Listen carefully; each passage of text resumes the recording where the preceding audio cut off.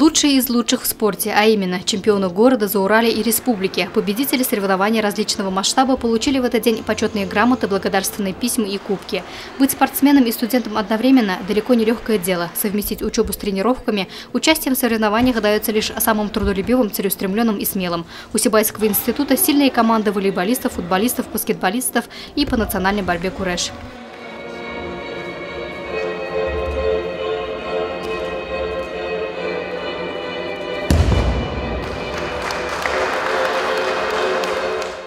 В ходе торжественной церемонии награждения по итогам 2014-2015 года преуспевающие спортсмены вуза были отмечены в номинациях «Открытие года», «Лучший спортсмен года», «Абсолютный победитель в спартакиаде». Не остались без внимания и новички, которые только начали защищать честь института.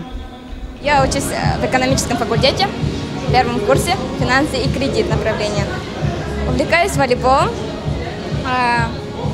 У меня тренер мой Палька Геннадий Михайлович. Спорт учебе никогда не мешает. Надо успевать всегда одновременно учиться и спорту.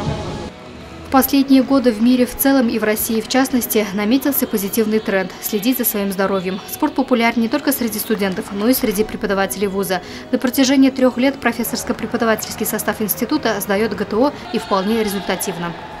В первые года, когда мы ввели комплекс ГТО, для нас это было в новинку, для всех преподавателей, то есть посещение именно где-то было процентов 25, наверное, преподавателей и сотрудников посещали данный комплекс. А на следующий год уже, во 2-й год после внедрения, значит, наш профессорский преподавательский состав и все, значит, сотрудники проявили чуть больше желания, потому что это на самом деле организовывалось у нас массово и интересно.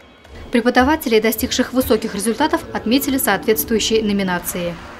Для занятий спортом для наших преподавателей созданы очень хорошие условия. Это 3 хорошо оснащенных спортивных зала, 2 тренажерных зала, затем огромнейший стадион, освещенная лыжная трасса и много других объектов, таких как вот сауна с бассейном, потом загородная база отдыха Талкас, загородная база отдыха Туэлес, где создана возможность для занятия даже вот конно-спортивным спортом, лыжами, приобретено все необходимое оборудование, и у наших сотрудников эти базы пользуются большим спросом. Преподаватели института были отмечены также в номинации «Лидер в работе, лидер в спорте». Без внимания не остались и спортсмены, защитившие честь вуза на городских и республиканских соревнованиях по настольному теннису, шашкам, принявшие участие в туристической программе «Восхождение на Еремель». Судя по количеству награждаемых, прошедший семестр оказался насыщенным и богатым на спортивные мероприятия. Луиза Мустафина, Дамир Хайбулин, Гульгина Раскильдина, телекомпания СТВ.